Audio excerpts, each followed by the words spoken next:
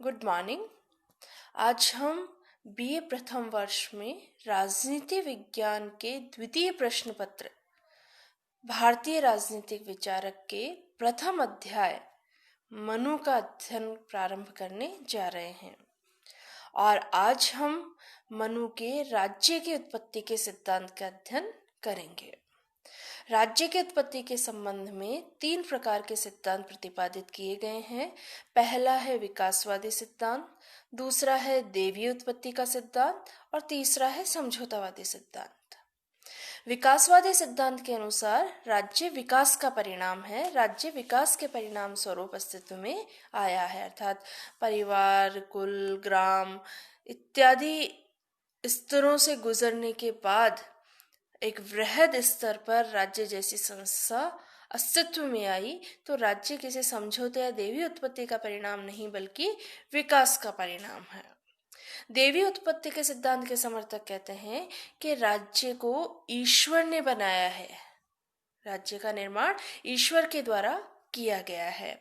और समझौतावादी सिद्धांत के समर्थक कहते हैं कि राज्य व्यक्तियों के आपसी समझौते का परिणाम है, अर्थात प्राकृतिक अवस्था के अन्याय, अत्याचार और असुरक्षा से तंग आकर लोगों ने आपस में समझौता किया और राज्य जैसी संस्था ने जन्म लिया। उस समझौते के परिणाम स्वरूप ऐसा समझौतावादी सिद्धांत के समर्थक मानते हैं।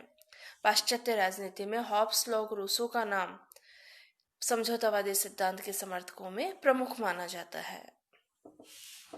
मनु ने राज्य की उत्पत्ति के दैवीय सिद्धांत का समर्थन किया है।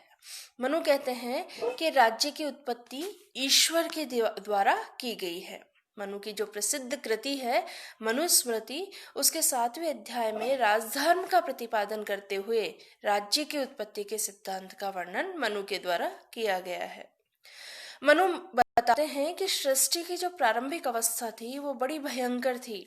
उसमें ना कोई राज्य था, ना कोई राजा था, और राज्य और राजा न होने के कारण दंड व्यवस्था का अभाव था। और दंड व्यवस्था के अभाव में मनुष्य की आसुरी प्रवृत्तियां खुलकर सामने आ रही थी। जिसकी लाठी उसकी भैंस का सिद्धांत प्रचलित था।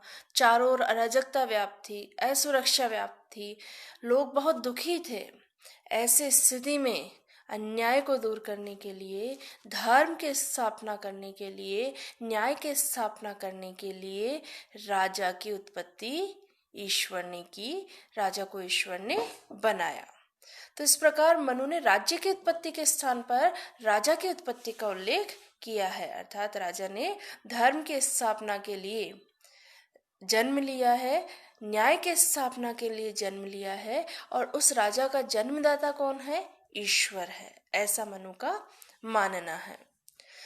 मनु कहते हैं कि राजा की जो उत्पत्ति हुई है, ईश्वर ने राजा की जो उत्पत्ति की है वो 8 देवों के अंश से मिलकर हुई है। ये 8 देव कौन कौन से हैं?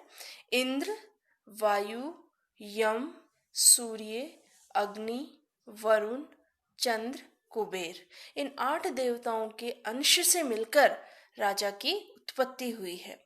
इसलिए राजा ईश्वर का साक्षात प्रतिरूप है, राजा ईश्वर का प्रतिनिधि है।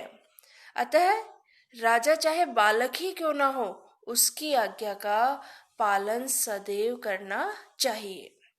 अर्थात प्रजा को किसी भी स्थिति में राजा की आज्ञा के उल्लंघन का या राजा के विरोध करने का अधिकार नहीं होना चाहिए, ऐसा मनु का मानना है।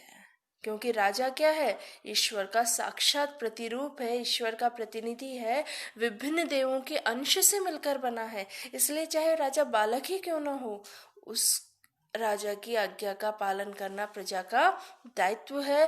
प्रजा को किसी भी स्थिति में राजा का विरोध या राजा की आज्ञा का उल्लंघन नहीं करना चाहिए। ऐसा मनु ने अपने दैवीय उत्पत्ति के सिद्धांत के समर्थन में कहा है। दैवीय उत्पत्ति के सिद्धांत के जो भी समर्थक हैं उनकी कुछ मान्यताएं निश्चित हैं। उनमें पहली मान्यता है कि राज्य ईश्वरकृत संस्था है। राज्य ईश्वरकृत संस्था मतलब राज्य को किसने बनाया है? ईश्वर ने बनाया है।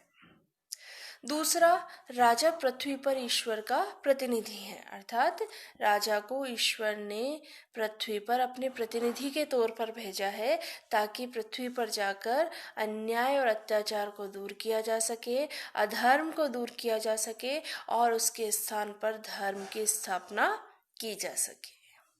तीसरा, राजा ईश्वर के प्रति उत्तरदायी है। जो ऐसा राजा जो ईश्वर ने बनाया है जिसे, उसी ईश्वर के प्रति राजा उत्तरदायी है, अन्य किसी के प्रति नहीं। चौथा, राजा का विरोध नहीं करना चाहिए, अर्थात राजा, मनु ने भी यही कहा कि राजा चाहे बालक ही क्यों ना हो, चूंकि वो देवताओं के अंश से निर्मित है, वो ईश्वर का प्रतिनिधि है, इसलिए प्रजा को उसका विरोध नहीं करना चाहिए। और पांचवी बात, राजतंत्र ही शासन का उचित रूप है, राजतंत्र ही शासन का सर्वोत्तम रूप है। ये देवीय उत्पत्ति के सिद्धांत के जो समर्थक विद्वान हैं उनकी मान्यताएं हैं। तो मनु ने भी राज्य की उत्पत्ति के देवीय सिद्धांत का समर्थन किया। उन्होंने भी राज्य को ईश्वर का संस्था माना, राजा को ईश्वर का प्रतिनिधि माना, राजा को ईश्वर के प्रति उत्तरदायी माना, प्रजा को राजा के विरोध का अधिकार नहीं होना चाहिए माना, और राजतंत्र को मनु ने शासन का सर्वोत्तम रूप माना। तो इस तरह अपने इस सिद्धांत के द्वारा, देवी उत्पत्ति के सिद्धांत के द्वारा धर्म की और न्याय के स्थापना का प्रयत्न अपने राज्य में मनु ने किया है राजा के माध्यम से। धन्यवाद।